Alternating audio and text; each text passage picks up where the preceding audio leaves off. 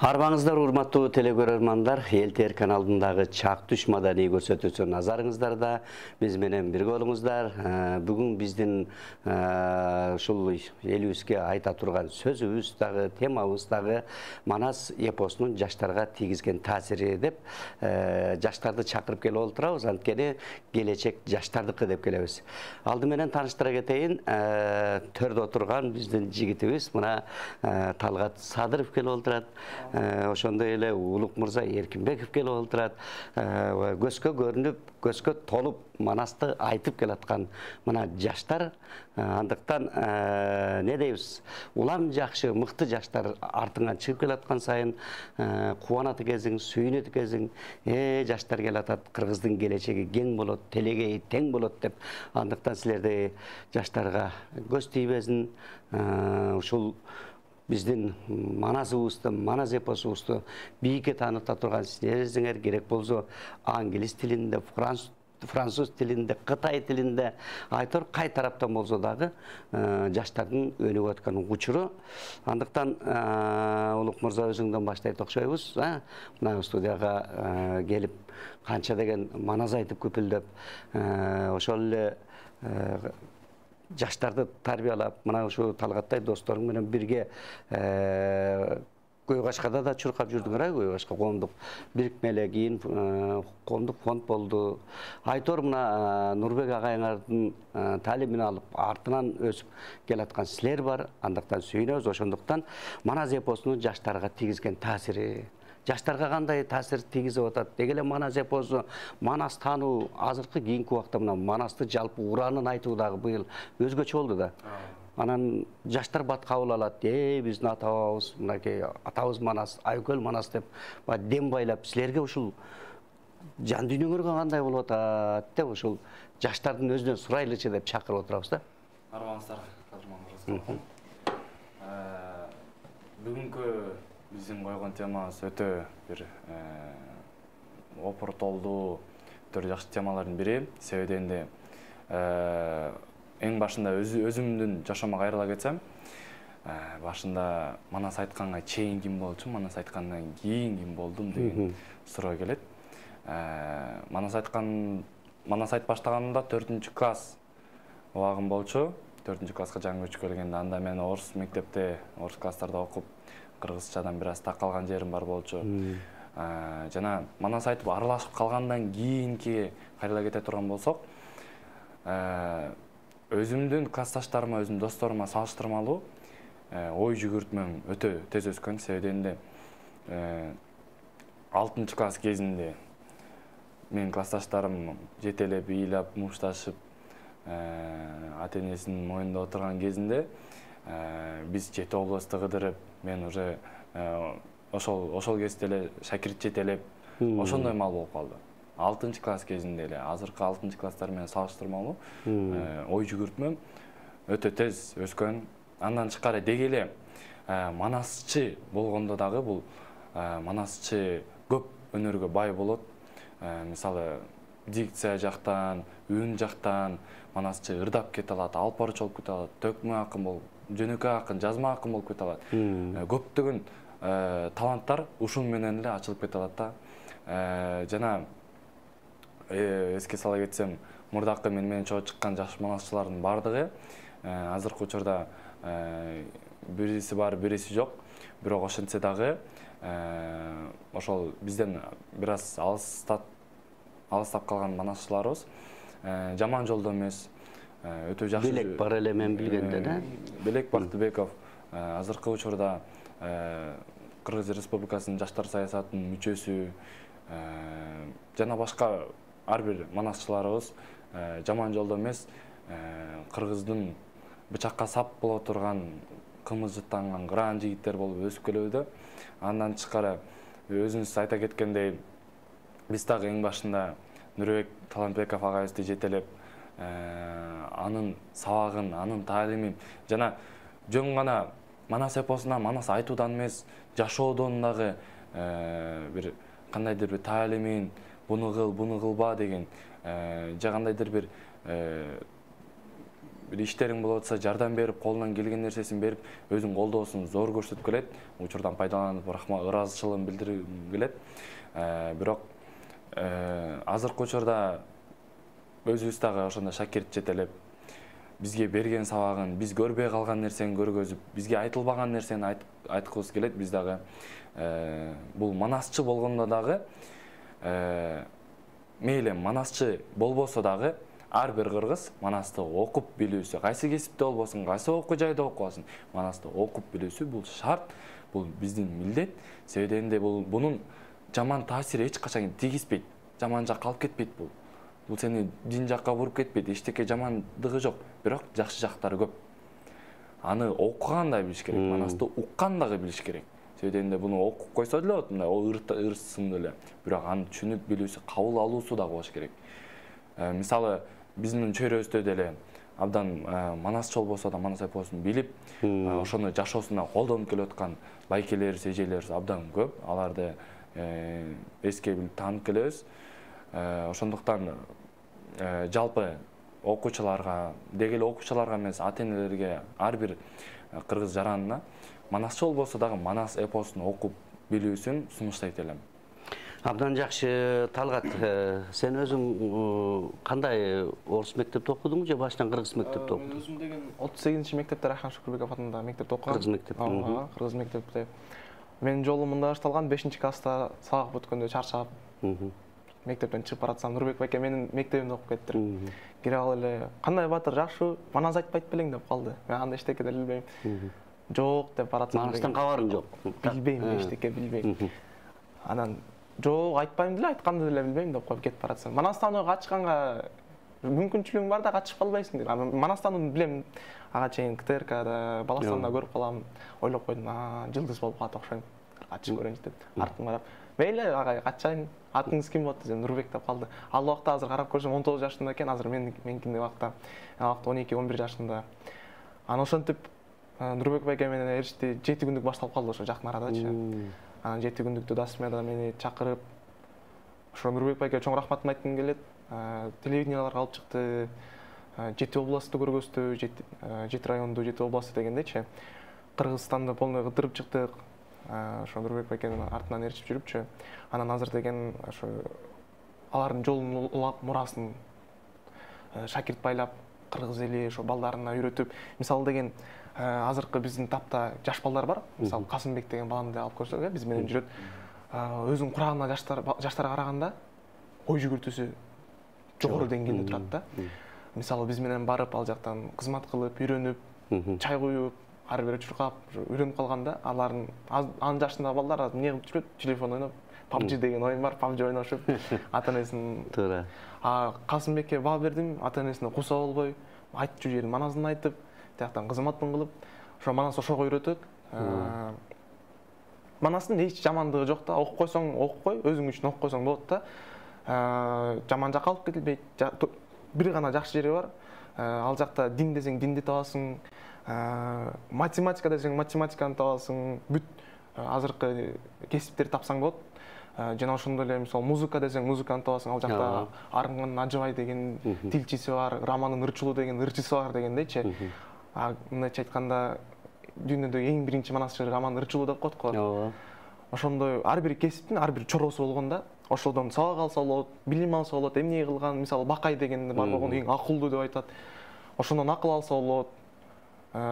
Байкөл Манас Батырды ошо үйрөтүп, азыркы тил менен айтканда тренировка кылып, туйбаганы туйгузуп, билбегенди билгизип, ошо Бакайдан сабак алсак болот дегендейчи. Манастын эч жамандыгы жок да. Жакшы, негизи мен азыр Улук мырзага дагы суроо бергим келип атат да. Сен өз башында орус мектепте окудум деп атат. Анан ошол өзүң издеп келип таптыңбы же сага манас өзү келдиби? Кандай болду? Анан дагы суроо, деги эле орус мектепте окуган биздин эми уул кыздарга кандай айтат элең? Аларга кандай сөзүң бар дегеним да. Эң биринчисинде орус мектепте окуганда бул өзүм таластын кулунда болом. Анан агалардын, аталардын айткан сөзү бар. Атаң манас, жерим талас деп. Анан ошону угуп калып анан мээге сиңип калыптыр. Анан 2-классында кыргыз адабиятынан ошол манас эпосу жөнүндө айтып берип калды. Ошондон угуп, бирок маалымат аз болуп калды да. Анан улантып кетейин деп китепканага барып бир аз манас жаттагам да, бир үзүндү. Анан ошол үзүндүдөн улам жаттап, бирок айткан эмесмин эч жакта, чыккан эмесмин, бирок өзүмө жаттап алгам. Анан кийин Бишкек шаарына көчүп келгенден соң ошол жактан конкурс болот экен, таймаш болот экен дегенден өзүм кызыгып жаттаган манасым бар.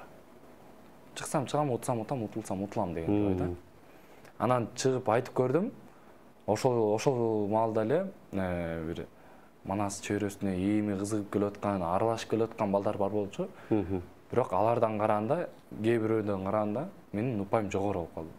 Демек айтсам болот экен мен деле. Жаман нерсеси жок экен, жакшы экен. Өтө кызыктым. Себебен ал жакка образга кирмей, деги эле ошондой нерсе кызыкчумун да. Кинодон бир нерсе көрүп калсам ошону турамай, алардын үндөрүн турамай, бирөө ыйлап атса ыйламай да турамай. Бирок манас эпосунда ошондой актерлук чеберчилик да өтө керек.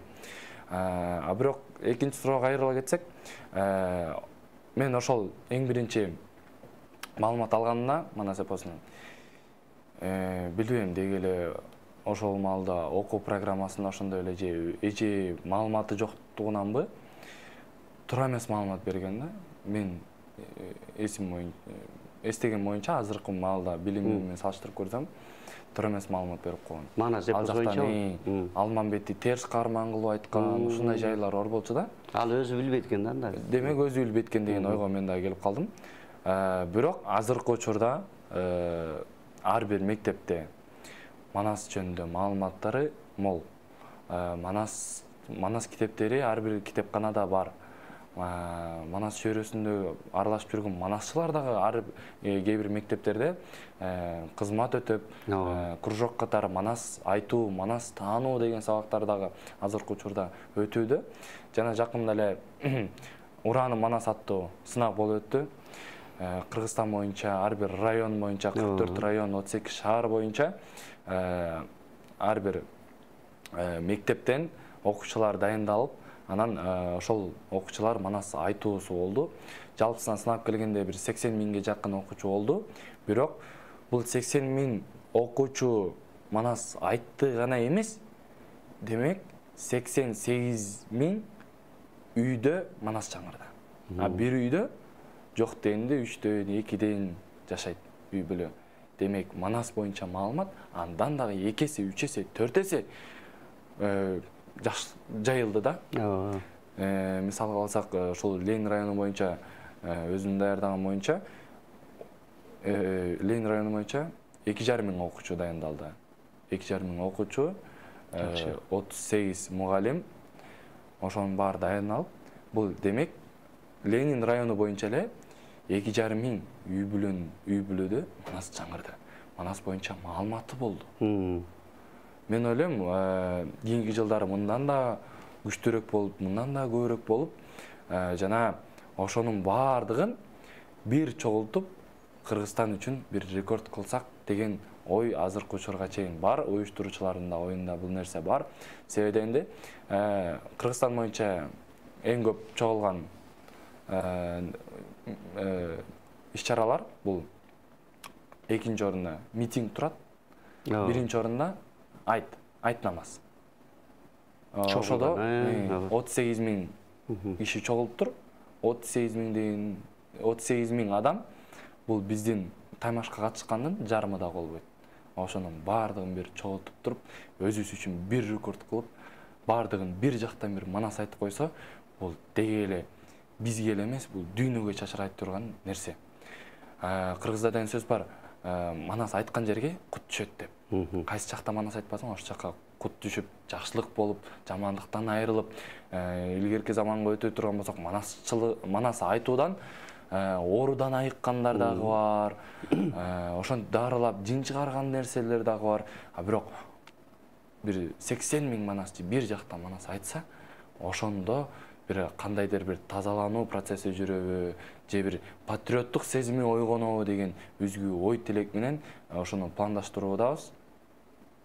Жакшы, абдан Азамат мынакей баардыгын бир көз алдыға тартып айтып бердің, телекөрермандардағында Улук мырза бар болды атқан болуш керек. Эми Талгат, сенден баштайлы, мына убактыбыздағы улам келатат, биздин өзүбүздүн дагы ошол көрөрмандарыбыз бар дегенде, жаштар келиптир, мен уккандан бир көргөндө бир Манастан угалы деп, кыскача Манастанды айтып отуралы, анан калган дагы силердин жаштардын өзүңөрдүн ой жүгүртүүлөрү менен аны да айтып отуралы, андан кийинки жаштарга эмне дейбиз, аны да айтып отуралы дегенде, азыр Манастын кайсы жерин айтып бересиң?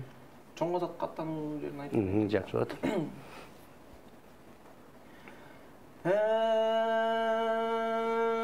Өзүндү булак жер менен өзүң көргөн эл Манас, өртөнүп кетчүң эл менен иле кол менен ири буйру жол менен иледен ашкан зор менен ири моюн тон менен ашып чыгып алыптыр аянбастан көп жерди басып чыгып алыптыр бар кайратуу оюнда ботом ташып чыгып алыптыр алдындагы акула ооздугун кемирип кара жерди теминип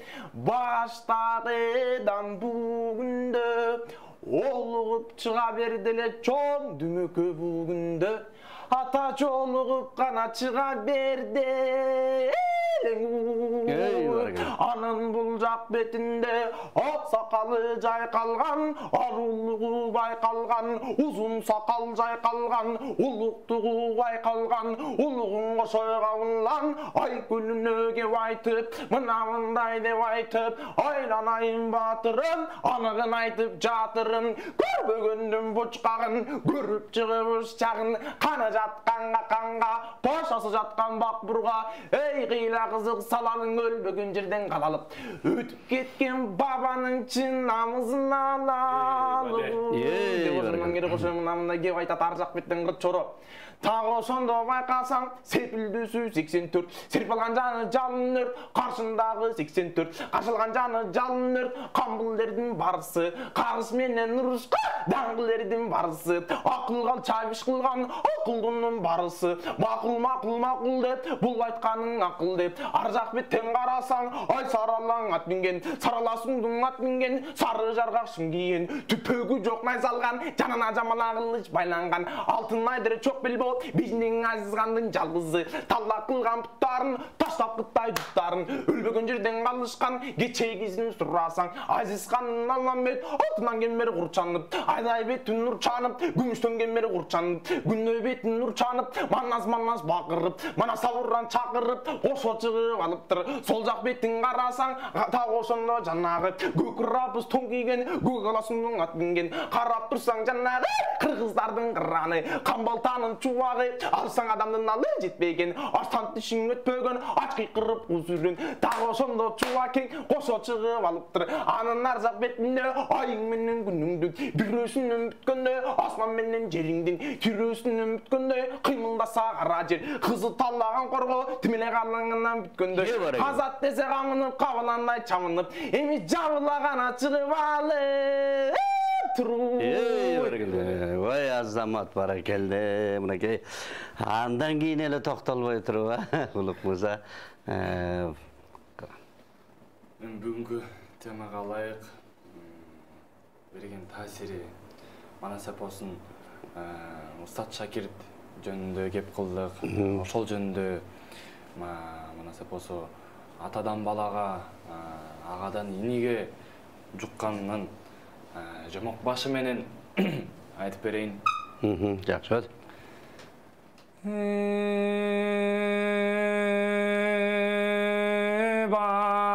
Байыркынын жомогу баштаса келер оролу эзелкинин жомогу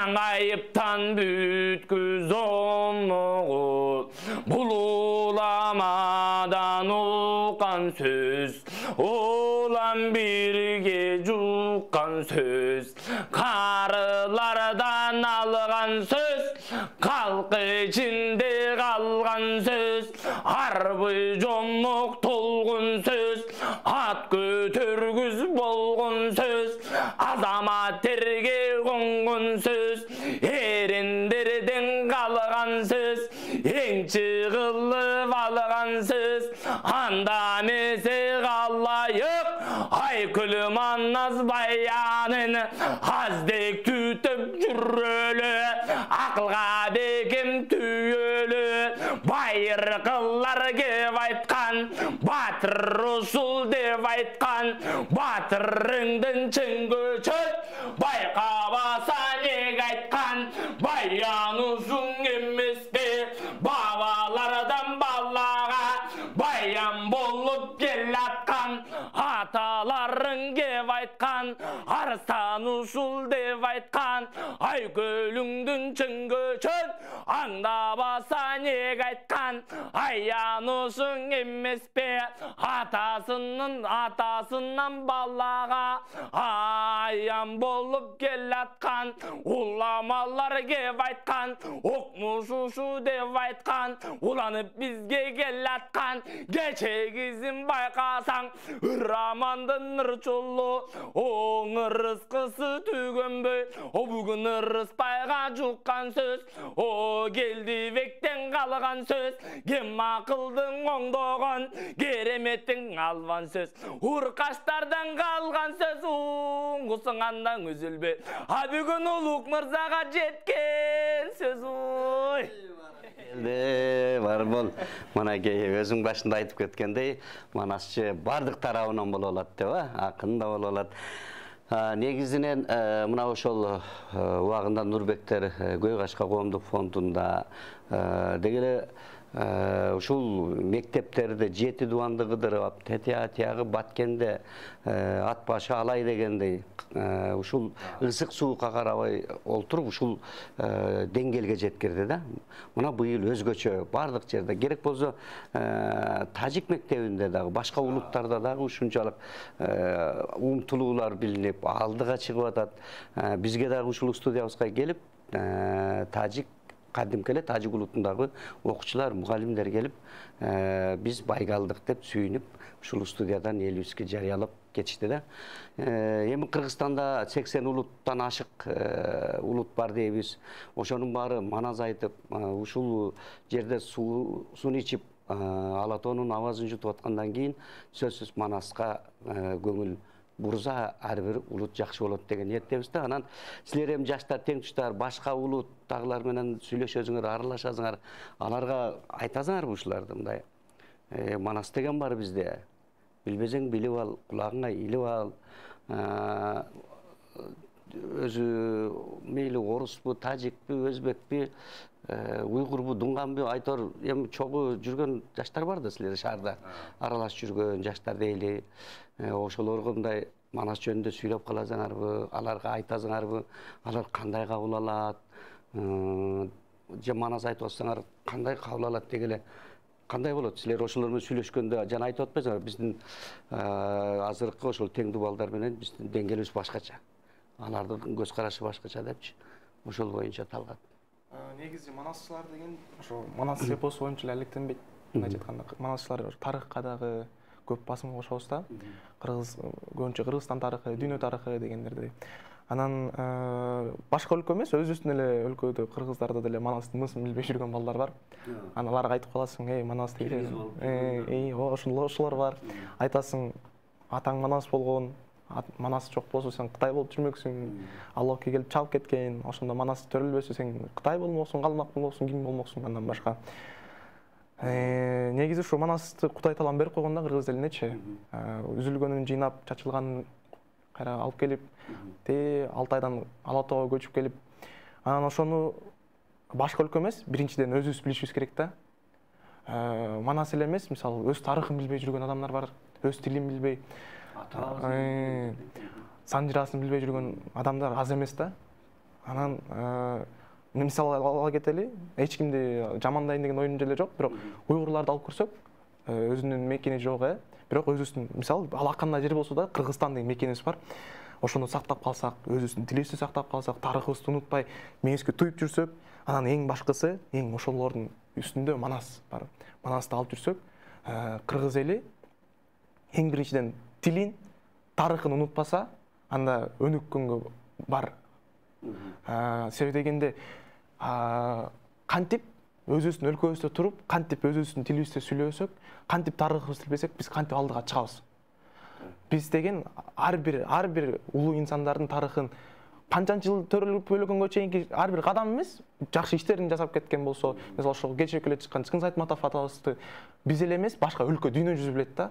Кыргыз дегенде эмнени тааныйт экен? Ак калпагыбыз бар экенин билет экен. Чыңгыз Айтматов атабыз бар экенин билет экен, Манас эпосун билет экен. Башка эч нерсе билбейт экен. Аны ушул 3 нерсени биз кыла албасак, анда кыргыз болбой эле коюшубуз керек да. Чыңгыз Айтматовдун китептерин окуп, чыгармаларын окуп, үйрөнүп, ал жакта да көп сонун сөздөр бар, Манас эпосуна жакшы нерселерди алып койсок, жок дегенде көдөңгө сактап коюшубуз керек да. Абдан туура. Мырза, ошол дагы эле ошол суроо башында орус мектепте окудум деп атасың да, андан кийин келгенде орусча ой жүгүртүү болуп калат да балада. Кандай кыйналган жоксуңбу? Тай тебиште да жүрдүң дегендей.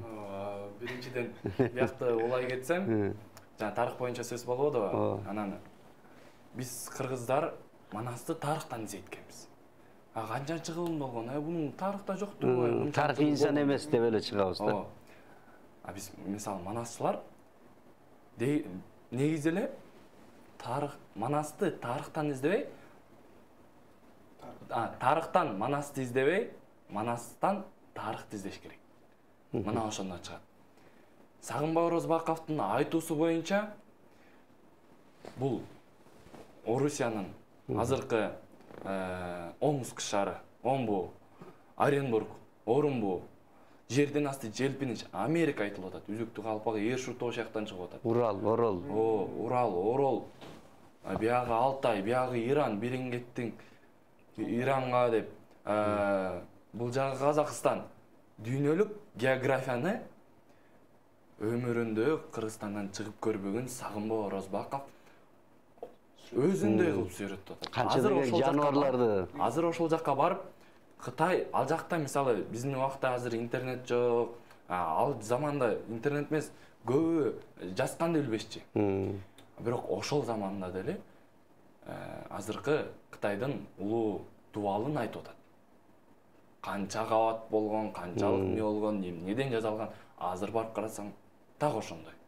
Туура айтасың, тиги Кочкордон анан эң алыска барган эле Ташкентке эле бар болсо, эми ошол киши качанкы керик деген жаныбар дейт. Качанкы жаныбарларды айтып атат, алар Алатоодо жок жаныбар. Бул кандай бир керемет да сыр. Үстү адам, асты балык деп русалканы айтып атат. Русалканы биз ойлой турган болсок, 2000-жылы Disney кинокомпания 90-жылдары Русалка деген мультигин эптеп чыгарган деген, анан биз ойлоп тапты, анан тинден мындай. Кайсы бир 19-кылымдарда Сагынбай Орозбаков буну айтып атат. Өмүрүндө андай нерсени укпаган, көрбөгөн адам ошондой нерсени айтып атат. Ошол азыркы мисал айтканда лазер дейт. Лазерди кийин эле чыгарды деген ойлор болот, бирок ак келтени сүрөттүп атат. Караңгыда узарган, учуп ашы кызарган деп. Так эле лазер. Бирок кайсы бир ошол заманда бир балким башкачадыр болгондур. Бирок азыркы замандын талабында бул лазер. Бирок балким илгерки заманда бир оттон жасашканбы же ушундай нерсеси. Ак келтен айтат, атканда ажалдууну издеген деп. Бул деле азыр жана ракетадан аткандан айланып барып, бияка өтсө биягын артынан кубалап деген нерсе болуп атпайбы? Ажалдууну издеген деп. Мынакей. Ошондой нерселерди сыртка чыкпаган, өзү талим билим албаган Сагынбай Орозбаков, жазганды билбеген Сагынбай Орозбаков ошону айтып атат. 20-кылымда тиги Саякбай Каралаев атабыз чыгып калды. Бирок ал заманда деле көп нерсе бар болчу. Бирок ошондой нерселер айтылып атканы, анан ошондон кийин Манас жок деген нерсеге кантип биз макул боло алабыз? Мисалы ал жакта Манаста деген медицина. Азыркы жана бака жалбырак деген айтылат, медет деген бир дары, себеп деген бир дары, Кытайдын кырма дарысын.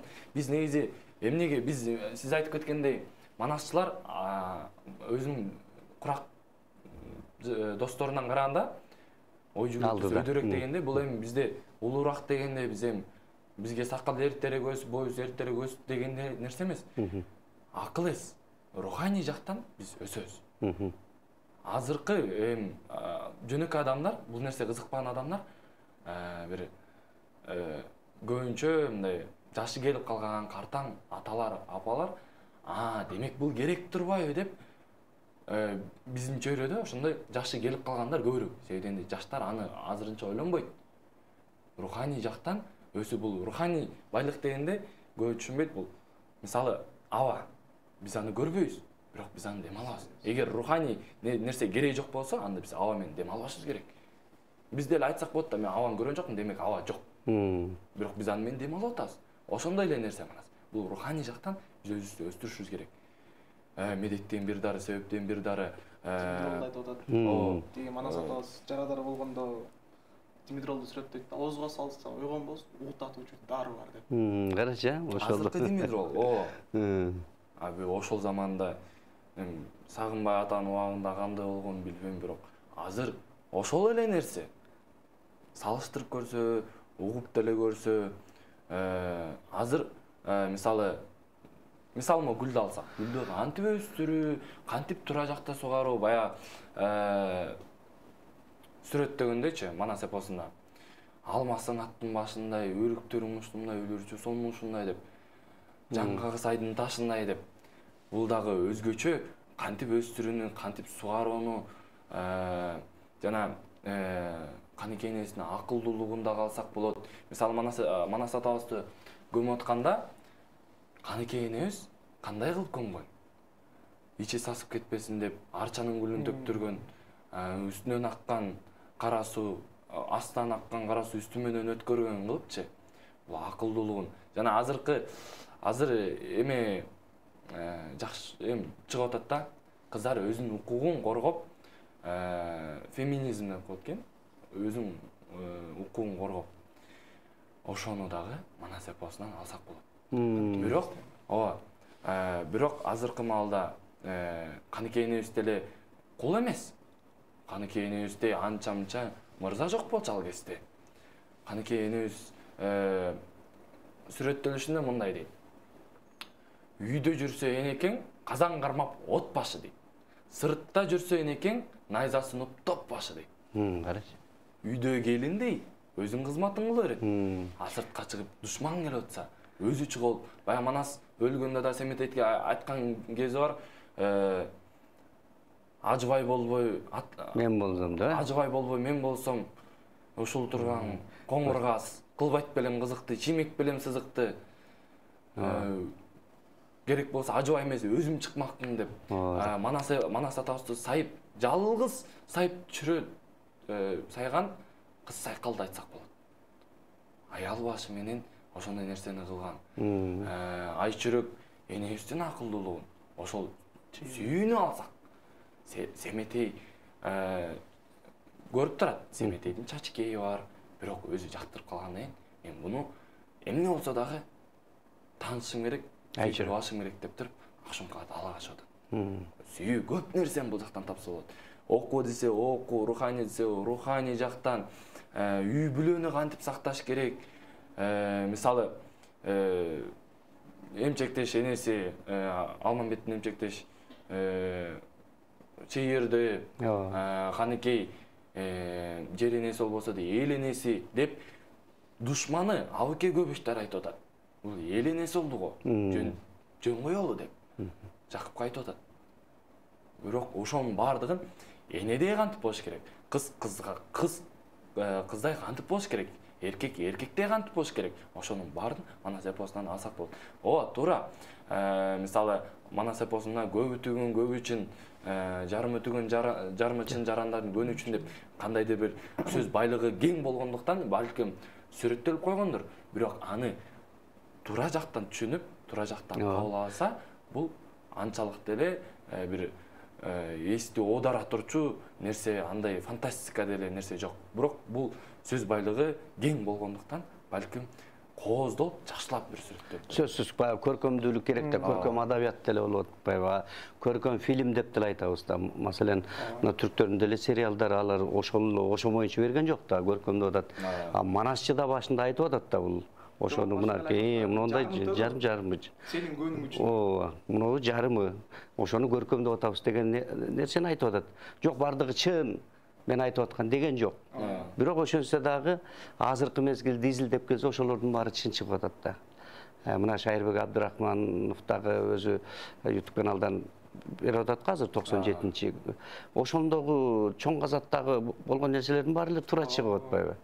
Көрсө чындыгы бар экен. Эми сөзсүз эле тарыхый биз ушул киши эле, анан буга биз Манасты ар бир инсанга эле такай беребиз го. Ушул болгон болуш керек, мынчанчы кылымда же Манас бул болгон болуш керек дей беребиз. Бирок бир кезде ошол цивилизация өнүккөн доор болгон экен. Мына сен айтып аткандай, азыркы чыгып аткан куралдар Манаста бар экен. Эми биз айланып келип ошол нерсени кайра башкалардан издебей эле Манастан издеп тапсак, силердей жаштар ушуну алып чыкса, мына Талгат айтып кетпеди, бир эле Манас, биз Манас айтып эле отурган жокпуз, башка тармактар менен да кетип атабыз деп. Ошолор менен отуруп, мен өзүмдүн оюмча, жеке оюмча ушундай ойго келем. Эртең мына силер дагы өзүңөрдүн артыңардан жаштар чыгып, ар тараптан келсе, балким ошол Манастын ичиндеги нерселер чыкса, анда Кыргызстаныбыз өнүгүп, башкаларга тең аты болмок түгүл, башкаларга сабак берүүчү өлкө болуп калышы кеп эмес да, ажып эмес. Ошого жетсек экен деген тилектерди айтып олтурушубуз керек. Анан жанагы эле суроо, ошол эми ар бир тилди билиш керек. Тил 60 тил билип атат ажыбай. Биз азыр эң көп билсек 5-6 тил билет болуш керекбиз.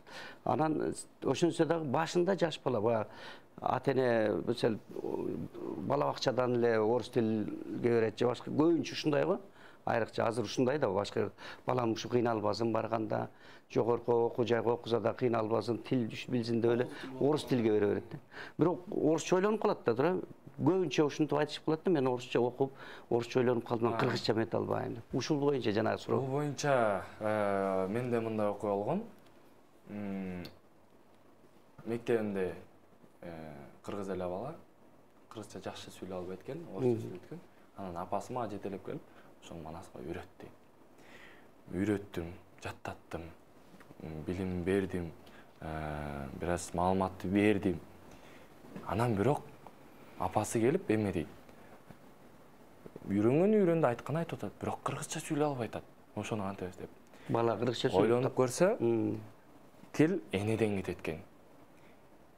Ал канчалык Манасты окубасын, канчалык билбесин, энесинин маалыматы болбосо, балада эчтеке болбойт. Энеси, атасы кыргызча сүйлөсүн, апасы орусча сүйлөп койсо, бала орусча сүйлөйт. Энеге жакын болобуз биз. Эне тажикче сүйлөсө, улутуң англисче сүйлөсүн, кыргыз болот. Кийин балаң өскөндө англисче сүйлөйт, так албай сүйлөйт. Ошондуктан биздин дагы бир гана жаштар деле, мен балам үйрөнсүн, мен жөндөй коеюн деп, балаң эгер бир жакшы кесиптин ээси болсун, жакшы маалыматтык кыргыздын баатырот жигиттеринен болсун, Манасты окусун, манасчы болсун дей турган болсо, анда ата-энесинин өзүнүн бир кандайдыр бир маалыматы болуш керек сөзсүз түрдө. Себебинде менин деле чөйрөмдө манасчылар көп болчу, жаш манастар көп болчу. Бирок балким ата-энеси каршы жөн эле койчу, бул эмне кыласың деп, бул жөн эле мындай эле нерсе да, анан бул эми баатыр болгондур, анан айтып эле эмне кыласың кайра. Адам эмне пайда чыкма, уштан акча табасың дегендер да бар да. Бул сен кийин багып кетпейт, анан тиңе мындай деген. Ушундай нерселер. Андай сөздөр көп. Себебинде ата-энесинин маалыматы жок. Бирок ата-энеси колдоп сүрөп келгендер мыкты чыккан. Мисалга алсак, Үмөт Дөлөт уулу. Атасы манасчы болгон. Манас жөнүндө маалымат болгон. Манас ал өзү айтып атат. Мен агамдан, байкемден угуп, анан мен дагы айткым келип, мен жаттап айтып атам деп. Бул ата-энесинин колдоосу. Ата-энеси кандай болсо, баласы дагы ошондой болот. Жана кандай макал бар эле? балаң жакшы болоюн десе биринчи өзүңдү оңдо деген сыяктуу. Эгер манасчыл болсун, манас жөнүндө маалымат болсун десеңер, анда эң биринчиден өзүңөрдө туура маалымат болуш керек. Өзүңөр бирөөдөн уккан маалымат эмес, өзүңөр окуп, өзүңөрдүн, мисалы манасты үчөөбүз эле бир эле окуяны үчөөбүз окусак, үчөөбүз үч башка түшүнөбүз. Бирок сөз тамгалар бир, сөздөр бир. Сөйдөнгөндө ал өзүбүздүн кабыл алуубуз, өзүбүздүн түшүнүүбүз. Ошондой эле сен угуп эмес, сен бирөөнүн оюн бирөөнүн түшүнүүсүн эмес, сен өзүң окуп, өзүң түшүнүп, өзүң иликтеп, анан орусча айтканда өзүң анализ беришиң керек да. Мыягы туура, мыяк демек мондай турбайбы бул депчи. Мисалы манасты сүрөттөгөндө деле асман менен жериңдин бир өзүнөн бүткөнгүндөй бул эми анчалык сверхъестественный нерсе эмес. Бул ал деле зат адам болгон, ал деле пенде болгон, бирок бунун сүрөттөлүшү бул кандайдыр бир өзүнүн философиясы бар. Бирок эми асман менен жериңдин десе анан булут менен жер кошулуп анан андай нерсе болгон. Кээ бирөө ошону түз кабыл алышы эле гана алтын менен күмүш ширөөсүнө эмне темир беле дешип жүрүшөт. Асман менен жердин ортосунда даражасын көргөзүлгөн. Ооба. Жакшы, мына эми мындайда чындыгында ата тил жок, эне тил да. Ошон үчүн сенин айтканда туура эне тил болуп аткан. Эне дагы ошол тил байлыгы кенен болуп, ошол манас жөнүндө түшүнүгү болсо, бала дагы ошол энени көрөзөт деп. Эми Кыргызстандагы убактыбыз да келип калыптыр. Кыргызстандагы жаштарга, өзүңөрдөн кийинки, өзүңөр теңдүү жаштарга айта турган сөзүңөр. Жаштарга айта турган сөздөр бир нерсени баштадыңбы, аягына чейин чыгыш керек. Окуш керек, билим алыш керек, иштеш керек. Бирок өз эне тилиңди сүйлөп, эне тилиңди жазып, эне тилиңди сактап, окут орус тилин бил, англис тилин бил, дүйнөлүк тилин. Бирок башында тилиңде эне тили кыргыз тили болуш керек. Өзүңдүн тарыхыңды билишиң керек.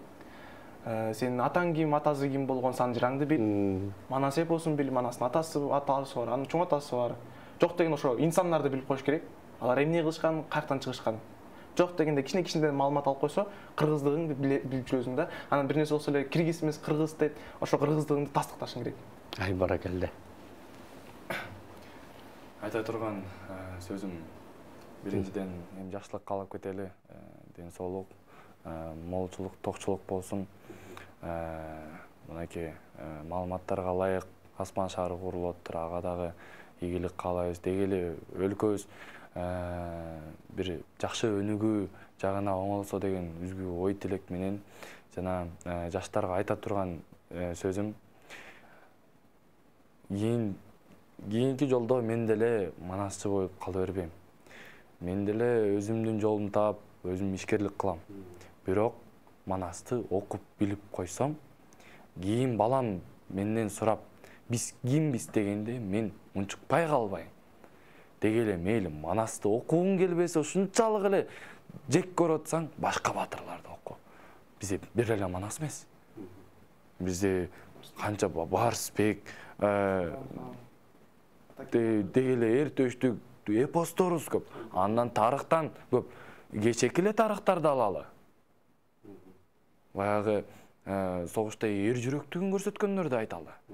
Шабдан Баатырды айталы, Тайлак Батырды айталы. Кыздар Курманжанды айталы. Өзүнүн жерин, элин коргош үчүн өзүнүн баласын курмандыкка чалууга макул болуп атат. Эне деген бала ооруп калса, бала менен ооруган эне. Бирок эли үчүн, жери үчүн ушунчалык күйгөндүгүн айтып кетпесек болбойт. Буну биз өзүбүз да билип жүрүшүбүз керек. Деги эле жаштар гана эмес, жалпы адамзат ошону билип койсок жакшы болот. Ай баракелде. Силерге чоң ыраазычылык билдиребиз. Бар болгула силердей жаштар өнүгүп отурса, Кыргызстандагы өнүктүрө турган силерсиңер. Бар болгула келечегиңер кең, тилегеңер тең болсун. Келгениңиздерге чоң ыраазычылык билдиребиз. Урматтуу телекөрөрмандар, көрсөтүүбүз соңуна келди. Кийинки көрсөтүүдөн жолукканча аман туруңуздар.